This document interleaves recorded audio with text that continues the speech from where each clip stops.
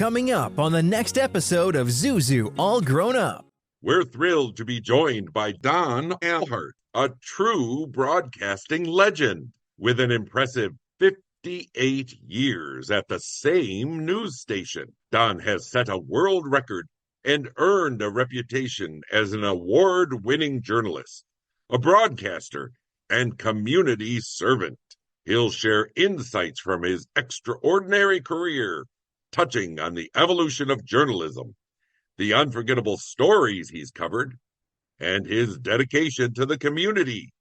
Stay tuned for this inspiring conversation. Look, Daddy, teacher says every time a bell rings, an angel gets his wings. You're now listening to Zuzu All Grown Up. She's been featured in more than 20 films from the early days of film and television. He is a psychotherapist and her loving husband. Together, they are on a mission to brighten your day and your life. It's a time to smile, a time to laugh, a time to expect more. It's time to get inspired with your hosts, Karolyn Grimes and Dr. Chris Brunel. It's time to meet Zuzu, all grown up. Do you believe that life is wonderful in principle, but for some reason just isn't so consistently in practice? Every life will have its ups and downs. But have you ever thought that if there were only more people around you encouraging, uplifting, and even inspiring you, then life would be more fulfilling? If only people like George and Mary Bailey were in your inner circle, then life could truly be wonderful all the time? If so, we've got good news for you, because you can find such people on this podcast and at zuzunetwork.com. This podcast is the vision of Karolyn Grimes, Zuzu, and Dr. Chris Brunel, illustrating how the timeless message of It's a Wonderful Life can be and is applied to our modern lives and situations. Indeed, when you take that message to heart, your life will become immeasurably more wonderful. Visit us at zuzunetwork.com and listen to this podcast series to learn more about how. Now sit back, relax, and get ready to enjoy another episode of Zuzu, All Grown Up.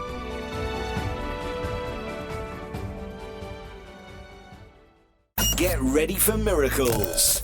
Get ready for Zuzu, All Grown Up. Today, we're honored to welcome Don Alhart, a beloved figure in broadcasting and a true pioneer in news journalism. Don's career spans over 5 decades, and his incredible dedication to his craft and his community has left a lasting impact. Don, thank you for being here with us today. We're excited to hear about your journey and the stories that have shaped your remarkable career. Karolyn, over to you. Today we have Don Alhart, and he's the Associate News Director, broadcaster, journalist, Guinness Book of World Record holder, 58 years at the same news station. Now, believe me, that's a record. Author, and he's a community servant. He's done everything. We can't wait to talk to you, by golly. Your journey is an inspirational to many, and we are grateful for your time and contribution.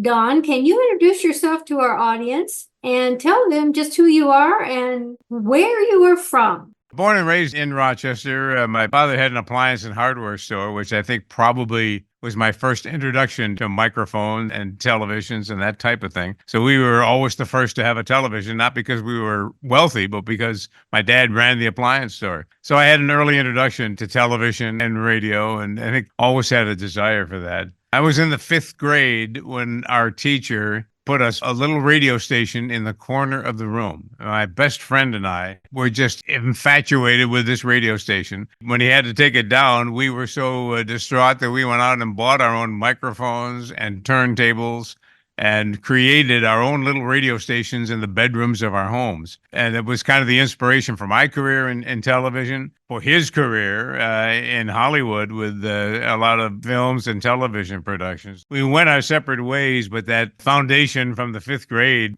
kept us in this business. I was fortunate after graduating from Ithaca College on a Saturday, June 4th, 1966. I came to Channel 13 and the studios on a Monday, 6/6/66, and have been here ever since. That one little radio you mocked up in your station in your bedroom provided you with the incentive to continue your career in broadcasting. Back then, it was, for those who may remember, the reel-to-reel tape recorders. We had no cassettes. We had no iPhones. We had no digital apparatus. When we rolled that tape, and I still have the tapes, for us, it was a live broadcast. We planned records. We planned interviews. We had the most imaginative world for youngsters you could create. And it really, I think, gave us the foundation. We always had that sense of production, that feeling of being on the air. You know, it wasn't live on the air, but to us it was. And once we put that tape in motion, we acted as if we were doing a live broadcast. Guinness Book of World Records recognized you as the oldest broadcast journalist at the same station for 58 years. So you set a very big record. Yeah, we had the record once, I think when we celebrated 50 years, we got the Guinness record. I was going to the health club to work out, and somebody said, I saw on CNN that somebody took your record. I said, what? And they said, yeah, they've been there 56 years. I said, well, we never renewed it. I've already been there 57 years. I think we're in the process of renewing it for 58. And for me, it is, as you pointed out, more importantly, being at one station for all of that time. Well, how has news coverage changed since you began in 1966? When I started, it was black and white television. We had no color television. Black and white film. I would go out with a 16 millimeter Bolex camera and shoot film of the stories we were covering, bring it back to the station, and every afternoon we would process that film, and all of us would take a look at it, I think about 4 o'clock, and see what we had collected for the day. You know, interesting, it gave us time to really look at the stories we had done and analyze them a little bit more. Now it's a little more instantaneous. But we were able to get that film, edit it, put it on the air, splice the film together because it wasn't the electronic editing we have now. We, I think around 1978, transitioned to what we called electronic news gathering and using videotapes in large tape recorders that we carried around. And when I look at it now, I can go out with my cell phone, my iPhone, and capture better quality stories than we did back 50 years ago. I think for young people now, they've grown up with this technology. And I think I have an appreciation for not growing up with it because it gave us the imagination. I mean, I mentioned television. When I was growing up, my brother and I would, at night, look at the clock and go up to the bedroom and turn on the radio and listen to the Lone Ranger or whatever was on. And radio gave us that sense of imagination. The Lone Ranger was my favorite radio show. Somebody did an experiment with that recently. They were telling me about playing a radio broadcast for young people today, kids, and then trying to see if they could match what they saw in their imagination with what the pictures were. And in most cases, what they imagined was far greater than what was actually, there to see on a film or a tape. Can you share some big stories you've covered? One of the ones that got nationwide, the Attica Uprising at Attica Prison in 1971. And again, it was film coverage. I went down there by myself, set up a camera outside the walls of Attica Prison and tried to cover the news conferences. And again, bring it back to the station. We were probably 40 miles away, Rochester from Attica, and put the story on the air. The riots that we had here in Rochester that was a big story for us to cover. The biggest ongoing stories was 1991. We had the ice storm of 1991. Most of this area lost power. We came to work. We put a newscast on, but we knew that very few people could turn on their television sets and actually watch it. But we still did the news, but saved all of those newscasts, actually put them on a DVD and sold them to raise money for the American Red Cross, I think, at the time, so that people could see the stories they missed. One of the big stories over the years that I can recall. There have been, the disappearance of young girls that we've covered that were really more of a local interest.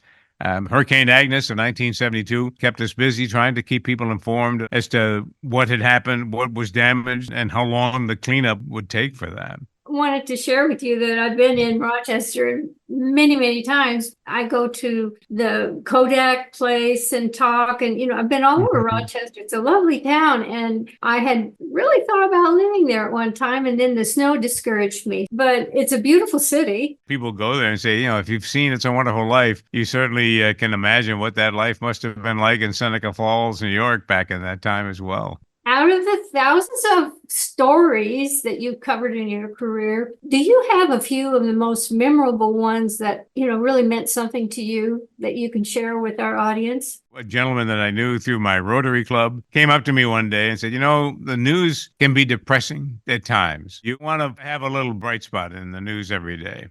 And I said, that's a good idea.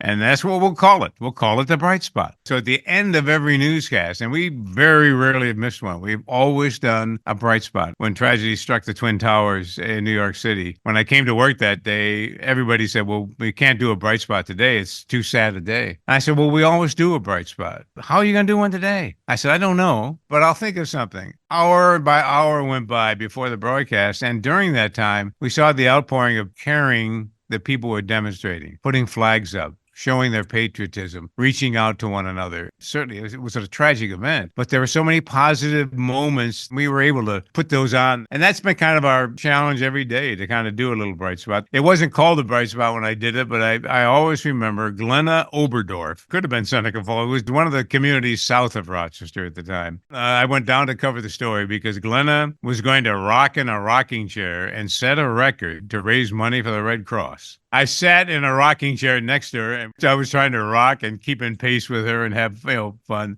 We took Bill Haley and the Comets song, Rock Around the Clock, used that to kind of set the stage for her. Those are the stories I enjoy the most. Being able to put other people in the spotlight and showing the good things that people are doing. And those stories happen every day. I was at an event last night, emceeing the event. And, we always cover at this time of year, high school seniors deciding where they're going to college, what sport they're going to go to. And last night, there were probably 60 to 70 high school seniors that were at this event to declare their military service. By groups, they came up for the Army and the Air Force. It was just a marvelous event to look at these high school seniors who have said, when I graduate, I'm going to serve my country. Whenever I have a chance to cover a story like that, it really reminds me of why I did this for 58 years. I've just enjoyed, shining the light on other people. And so I still get it. And people say, what will you miss the most? That's what I'll miss, because those little bright spots will give me a chance sometimes. Maybe somebody saying, our Cub Scout troop collected cans and raised money for this or that. And if we can't get there, I'll say, send me a couple of pictures. Now in this electronic age, just email me a picture or two or a short video, and we'll take a half minute or so at the end of the news to put you on the air and in the spotlight. To me, those are the most exciting moments that I have every day. Can you share some funny moments you've had?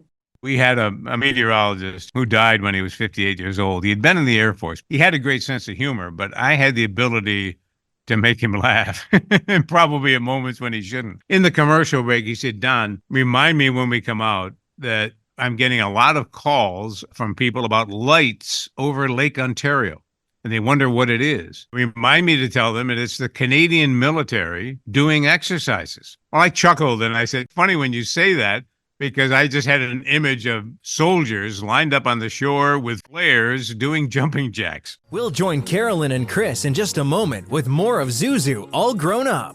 First, an important message. Start your morning right with premium coffee roasts available at ZuzuNetwork.com, and drink them in your Zuzu All Grown Up coffee mug. Also perfect for tea and hot chocolate. Stay inspired throughout the day with the same gratitude journal used by Karolyn and Chris, and check out t-shirts, hats, books, Christmas keepsakes, and more at ZuzuNetwork.com/shop. Join Zuzu's network today at ZuzuNetwork.com/join. Karolyn is creating an international network of aspiring angels, everyday people who believe that they can help make the world a better place by making life better for even just one other person. Let us know you want to earn your wings at ZuzuNetwork.com/join, and Karolyn and Chris will send you inspirational material to support you in your journey. We're back with more Zuzu All Grown Up. We chuckled, we laughed. That was it. We come out, we do the weather. Bill, you wanted us to remind you about the lights over Lake Ontario. Well, when he said it out loud, he said, well, it was just the Canadians doing exercises. As soon as he said it, started laughing. The co-anchor and I, because we didn't want to make it worse, turned our backs to him so he wouldn't see us laughing. As soon as he turned back and we were in his vision, He couldn't stop laughing. At one point, he said, I could see my job just slipping away. We would reminisce about that many, many times. We would get him laughing probably more than we should at times. But, it was the laughter. People tuned in, yes, to see what the weather was going to be. But they tuned in to see Bill because of his personality, his warmth, and his ability to chuckle a little bit. He gave me a sign that said, live well, laugh often, and love much. And I think the laugh often was probably the one that bound us together the most. What in the world are you going to do when you don't do this anymore? I mean, how are you going to fulfill your life? I turned 80. That was one goal. And I look at the young people now, and I think it's time for them to take over this news business. But there is still a part of me that wants to share that spotlight. And, I keep thinking, could it be a podcast? Could it be a website? A small contribution? Maybe it will. I've always had the chance to address seniors in living homes, living senior homes around the area. With the announcement of my retirement, those invitations increased a little bit in recent weeks. I went to a couple of them recently, and I kept asking, I said, I'm here to speak, and I will. But I want to find out from you some advice as I approach retirement. And over again, people keep saying to me, don't plan anything right away. Let a month or two, spend time with your wife, travel if you want, but see what unfolds. There may be opportunities available you wouldn't have thought of. So see what happens, let it develop on its own. And you'll find a way somehow. I've been active in our Rochester Rotary Club as a Rotarian, since 1976. It's a wonderful way to serve the community, to do things. We have a partnership with one of the elementary schools. We have a camp that we run every summer for children, sometimes older adults too, that have physical disabilities, mental challenges, different abilities, I like to use as a phrase. So there's a lot of opportunity for me to get involved. You and your wife, Mary, have spent your lives being community servants. Can you share the importance of community involvement and just some of the areas that you've been involved with? In 2002, I was one of the district governors. And the district governor is responsible for probably 50 or 60 clubs in their geographical area. So Seneca Falls was one of the clubs that I was responsible for. They're one of our top contributors to the Rotary Foundation, by the way. And Mary and I had to go for training with other Rotarians and other district governors. So she became very involved in that as well. And she's been by my side. We co-hosted the telethon Weekend with the Stars for United Cerebral Palsy back in the 70s. At that time, John Ritter and his wife and Henry Winkler and his wife were co-hosting, and they wanted a husband and wife team. And they came to me and said, would your wife co-host a telethon with you? And I said, I don't know. I'll ask her. I forgot to ask her. And they called back and they said, what did she say? And I said, fine, we'll do it. And then it was a wonderful opportunity. I had a chance with some events here. Henry Winkler came to Rochester about 4 or 5 years ago with his wife, and we had a chance to talk about that again. So we did that for United Cerebral Palsy. We did telethons for Easter Seals, which helped children with challenges here. I've been very involved with the Arc of Monroe, those with developmental disabilities. I think I've probably shared a book that I wrote, Sibley's Christmas Adventure. And not only did we write a book, we even came up with a little plush mouse for it. Growing up in Rochester, living in Rochester, Sibley's was the downtown department store. Not sure how it all started. I just had this story in my mind of a little mouse who lived on the 4th floor of Sibley's department store. And he used to come out every year at Christmas just to see Santa Claus and the children and listen to them when they gave their wishes to Santa. There were scenes of Santa's workshop and the North Pole. And it was all of Christmas wrapped into a big bow at that department store. And so I was kind of motivated. The store closed years ago, 1991, I think. We did a story when it closed down. I was motivated to write this story about a little mouse who lived there and how devastated he was when that store closed because he wouldn't see the children anymore. I won't spoil the ending, but little Sibley the mouse finds his way across to another department store at Midtown Plaza and on to another adventure. I had fun writing the story. When I wrote it,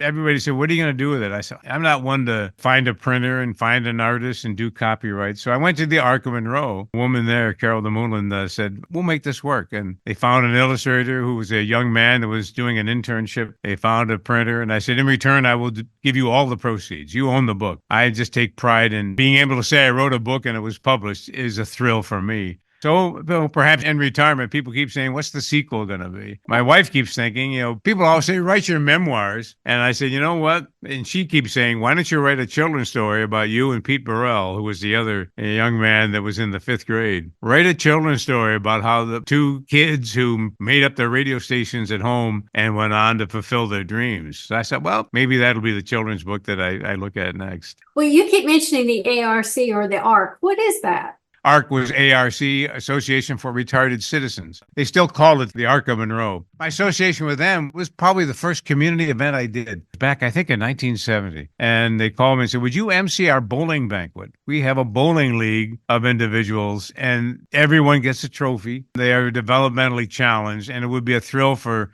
them to have you come. I went in 1970, and I think up through COVID, I never missed a year. It was probably the most emotional moment of the year for me every time. I mentioned Bill Peterson. I took him there one year because I said, you will walk into this room and these people will give you a round of applause and a feeling that you can never get anywhere else. And so I did that banquet for so many years, and that was the Arc of Monroe that it really was first experiment with community service. And so I thought, you know what? If I'm going to do something, my first project to raise money in this way, I will do it for them. I'm so glad that you have such a big heart. You had a segment on your show called Friday's Child. It was started by Jonathan Murray, and people may know from Real World, and I think he did Project Runway and a few other shows. He became very successful. And he came to Rochester to produce our newscast and became our executive producer. He had the ability to bring out the best in me in many ways. He had done a segment, I think, in Atlanta called Wednesday's Child. So we named it Friday's Child here. And each week we would take a child in foster care and go out and shoot a 2 or 3 minute report of this child who was looking for a permanent home. We would travel all around each week and feature a child who needed a permanent home. John Murray put together a beautiful show called Friday's Child Christmas. And what we did at that time was a Christmas special. We went back to some of the families that had accepted and made homes for children. And we said, remember this child you saw back in February or March? Well, they now have a permanent home. And here's what their Christmas is going to be like this year. And we were able to bring that to them. So it was just a fascinating way to do it. The thrill for me has been, and I've heard from some of those children that we placed from foster home to permanent homes have come up to me if I'm in a department store or out in public and said, I remember me, I was one of your Friday's children, and I want to introduce you to my children. We'll join Karolyn and Chris in just a moment with more of Zuzu All Grown Up.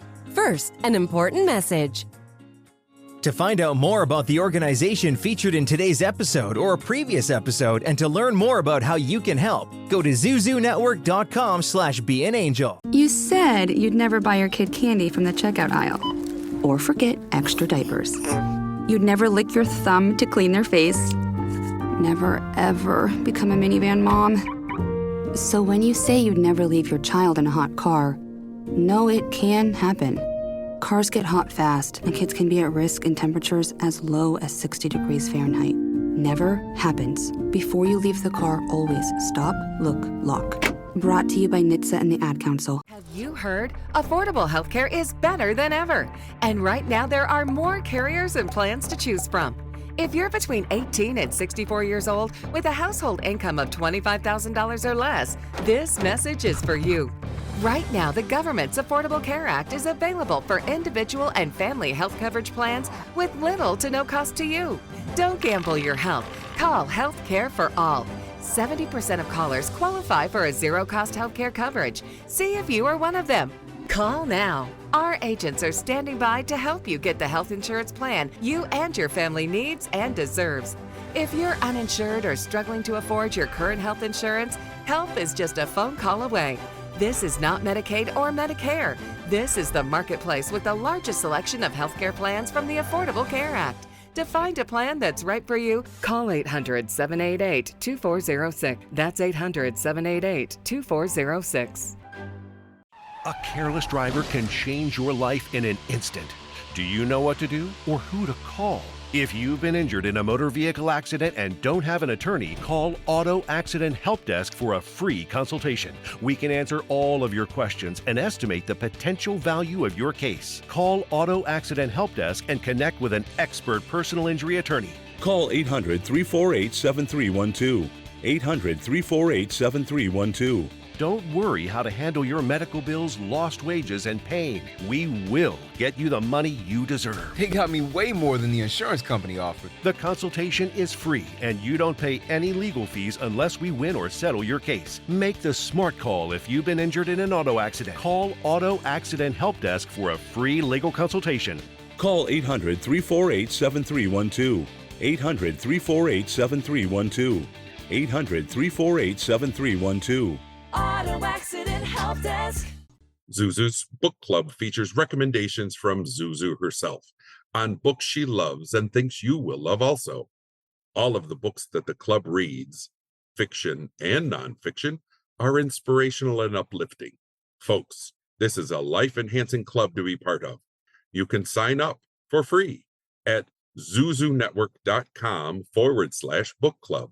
That's zuzunetwork.com/book club. Today's special is Sibley's Christmas Adventure by veteran TV journalist Don Alhart. In this whimsical children's book, you'll relive the magic of the Sibley department store in downtown Rochester, New York, as Sibley the mouse has an incredible Christmas adventure that the whole family is sure to enjoy. To order your copy of Sibley's Christmas Adventure, go to www.zuzunetwork.com. That's www.zuzunetwork.com. Or Amazon. Sibley's Christmas Adventure is available in ebook form also. This is Zuzu, all grown up. I still go to our Hall of Justice here. It's the Friday before Thanksgiving, and it's National Adoption Day. And I take part even to this day in that ceremony where, in that case, 5 or 10 adoptions are finalized in court. It's done all year long, of course, but they want to feature this during Adoption Month. It's a foster care month in November. And I go there every November, and 4 or 5 families come up and adopt the children. It's the one time we're in the courtroom, and the noise level with all of these little kids gets crazy. And the parents are trying to quiet them down. And I love emceeing it because I say, you know what? This is the one audience that does not have to be quiet. Let them enjoy this day. The joy that you're hearing in their voices right now, you don't want to suppress that. You want to all embrace that if you can. And we do every year. And that came from that Friday's Child segment. I think it's Children Awaiting Parents now. CAP, like the art, CAP changed their name to Children Awaiting Parents. My, such a broad spectrum of things you've been involved in over all these years. I just wonder, what will you miss the most about your time at the station? A couple of weeks, every time we do a story, I just really do. A reporter or a photographer will come back. And a lot of times I'll put a story together that somebody else has shot out in the field. And the photographer will come back, and they interviewed 4 children. And the producer will say, well, we've only got so much time for the story. Which of the children are you going to use? And I say, I'm going to use all of them. Well, we haven't got time for that. I'll keep them short. I will weave them together, because each one of those kids went home today and said, Mom, Dad, I'm going to be on TV tonight. Yeah. And I'm going to make that happen, because I know they went home. They said, the TV man came, and I'm going to be on TV, and they're all going to gather around. Look, I said, if I'm not there, they're going to be devastated. I said, so we'll get them on. Whenever we do those stories, I just want to find a way, because I know that thrill. When I started at Channel 13, I remember going home to my parents. I was a young man, and the newscast was so short that we didn't do a lot of interviews. And I would say, Mom, Dad, see that microphone? That's my hand holding the microphone. My arm is on TV. I would get a thrill out of, just knowing I was there and my arm was on TV. I want to be able to give these groups, and then, I mentioned the Rotary clubs and everyone else, they know they can reach out to me. They know that if they ask me to cover an event, I will cover it. And sometimes it can get very busy. So I think not having that ability is what I'm not being the one that can get coverage for your event or guarantee it. I can try to get coverage. If what I do now, I go to an event and the camera person doesn't show up for some reason or another, I take out my iPhone. I got my wireless microphone that I hook up to it, and I'll shoot a bright spot or a story on my phone. And the quality in these days is about the same as what we do. I can guarantee that they'll be on the air the next time I'm on the air. losing the ability to do that, I think is probably going to be an adjustment for me because it's who I am. I always remember I spoke at a nursing home probably 20 years ago now. I remember a gentleman in the front row had a tweed jacket, white shirt, and a bow tie. And he came up to me and all he said was, "I used to be somebody. I used to be somebody." And it turned out he was like the manager of the city's water authority. I mean, he had an impressive job, but now he was in the home and all he could say to me was, "I used to be somebody." And I said, "Well, you still are somebody." And I was younger then. I'm beginning to understand now what he meant. I kid with my wife. I don't want to say I used to be somebody. I hope I live a long life. If you look out a few years, I'll probably still be someone people remember for a while anyway. And I think, and judging from the response we're getting from the retirement announcement, I've come to realize how many people out there really have watched and have cared over the years. Well, I think you've given of yourself for many of those years. Mm-hmm. I think you have earned your wings. I have a hunch your schedule is going to be very, very full. You've left a mark on your community and perhaps the whole United States. I think it's my pleasure to interview you today. Good luck to you with your new life. And I will just leave you with this one thought. Every time a bell rings, an angel gets his wings. A heartfelt thank you to Don Alhart for joining us today and sharing his incredible journey in broadcasting. Karolyn, I know this conversation was both enlightening and inspiring. We hope it brought you as much joy as it did for us. Until next time, on Zuzu, all grown up. Do you know someone who is earning their wings? Someone practicing kindness and service to others? Perhaps an organization or initiative helping make the world we live in a kinder, sweeter place. Or maybe you've witnessed the miraculous, the divine, the magnificent in some way in your life, and you'd like to share it with others. Go to zuzunetwork.com/tellmystory and let us know more. You may end up being featured on an upcoming episode of Zuzu All Grown Up. That's zuzunetwork.com/tellmystory. Thank you for listening to another episode of Zuzu All Grown Up. We hope you've been inspired to live your most wonderful life now and to help those around you do the same. Remember, no matter what you're going through, no matter who you are, there are people who care about you and your life makes a difference. It is a wonderful life. Check out zuzunetwork.com for more on today's and other episodes, including transcripts and merchandise you won't want to be without. New episodes are coming soon. For transcripts of today's broadcast, go to zuzunetwork.com/transcripts. Watch a video clip of today's episode at www.instagram.com/Zuzu all grown up. That's www.instagram.com/Zuzu all grown up. Then click on the Reels tab from the top of the center of the page. Don't forget to follow us on Instagram at www.instagram.com/Zuzu all grown up. That's www.instagram.com/Zuzu all grown up. Catch up on past episodes and discover currently premiering and upcoming episodes as well, and get helpful links and exclusive clips from our recordings. That's www.instagram.com/Zuzu all grown up. Zuzu All Grown Up with your hosts Karolyn Grimes and Dr. Chris Brunel. Announcer and guide Seth Kennedy. Executive producer Kevin R. Stillmock. Coordinating producer Holly Ann Way. Technical producer Stella Joel. Managing producer Karina Filatova. A Wonderful Land production. In collaboration with Radio Wonderful.